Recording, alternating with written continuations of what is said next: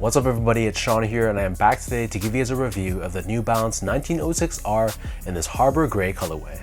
So this is a new colorway of New Balance's 1906R silhouette, which originally released as a performance running shoe, but fast forward to 2024, and nowadays, this is one of those models that New Balance has really been pushing in the past couple years as an everyday lifestyle sneaker. So this is the Harbor Gray colorway, and from what I know, so far at least, I believe they've only released overseas, specifically in Europe if I'm not mistaken, and I don't think they've released here in North America yet, or maybe ever. So the official colorway for this shoe is Harbor Gray, Silver Metallic, and Concrete, and the style code is M1906REH.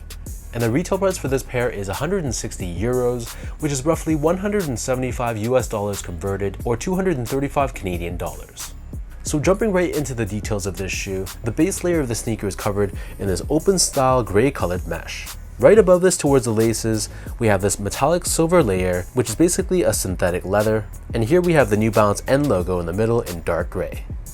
Overlaid on the toe box, we have these asymmetrical silver overlays with dark gray colored detailing. And surrounding the front toe cap, we have another silver overlay here as well to give you added durability for the front toe cap. Moving downwards on the side panels, you can see more of that gray colored mesh that we saw on the toe box.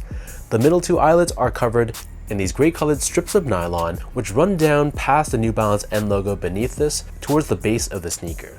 So this is what New Balance calls their N-lock technology, which in some ways is kind of like Nike Flywire in that when you tighten up your laces and pull these two straps upwards, it helps to contain and support the sides of your feet.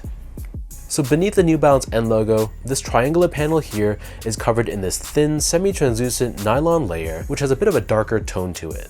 And then moving downwards, we have more of these silver layers covering the eyelets, as well as covering the side panels of the shoe. Debossed across the lateral side, we have 1906R branding. And then wrapping around the bottom of the heel, we have a silver or gray colored TPU heel cup, which gives you added structure and support for the back end of the shoe. In the middle of this, we have this New Balance branding, and then the top of the heel is covered in 3 horizontal stripes of reflective silver 3M. For the laces, this pair only comes with one lace option, and they're a thick, oval style lace done in gray.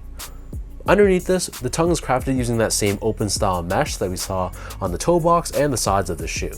However, we have a reflective panel running down the center of the tongue, and here we have New Balance running branding in a mix of silver and dark gray. The back of the tongue and the interior of the shoe, this is covered in a gray colored mesh. And then as far as the insoles go, these come with a pretty well padded Ortholite foam insole.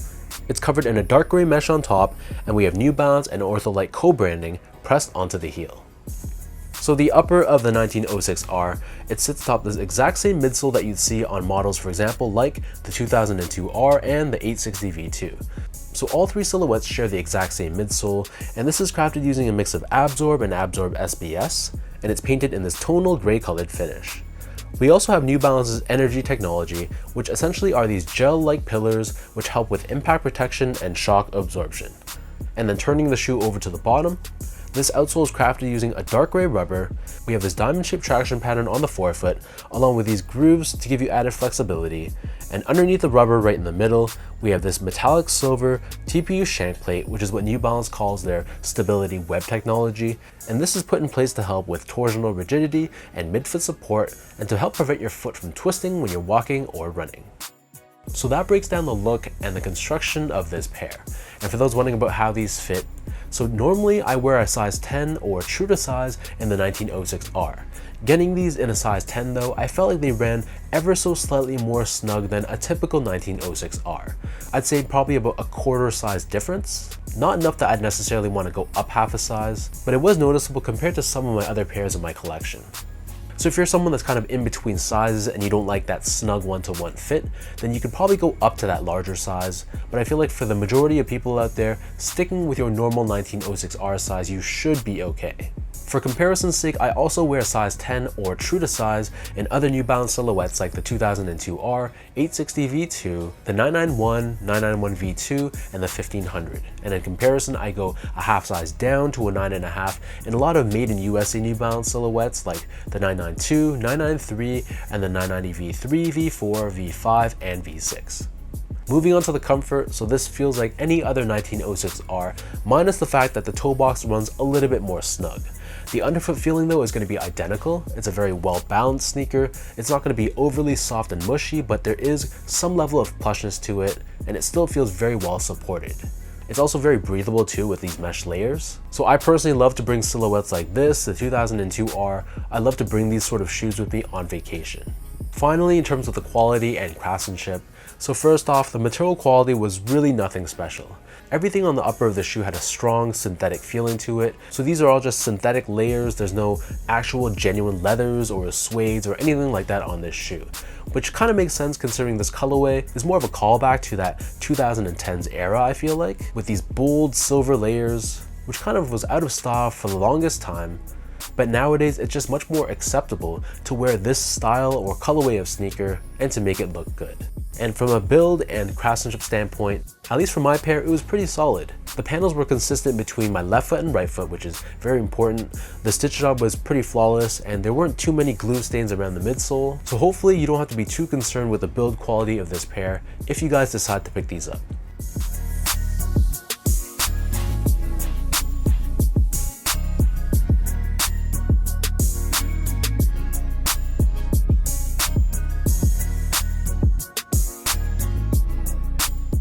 So with all that out of the way now, let me toss these on feet, I'll lace them up for you, and I'll show you guys how these look.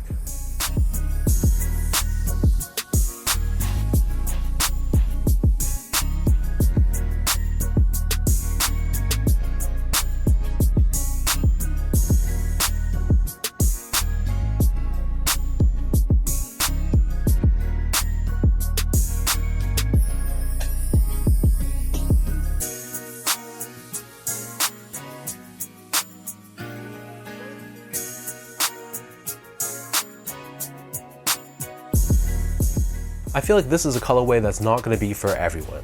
Like I said earlier, it still has that very 2010s era sort of feel and vibe, but I don't know what it was about this colorway. Something about the different tones of gray and silver, it caught my eye, and I was curious to see how these were in real life. Getting these in person though, I just don't know how much wear they'll actually get in my collection. I feel like it's a colorway that would look better on other people more so than myself, but that's not to take away from the actual shoe itself. This is still a solid pair, and I'm sure these will eventually go on heavy discount because from what I've seen at least, they're sitting on all websites over in Europe.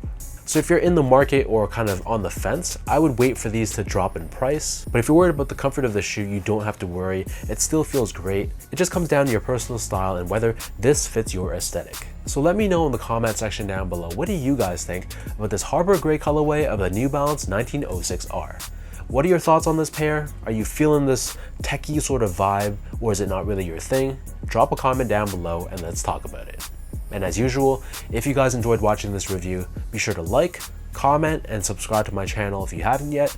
You can follow me on my social media accounts at Instagram at esco8, follow me on X at sean.go spelled out, and visit my website at seango.ca.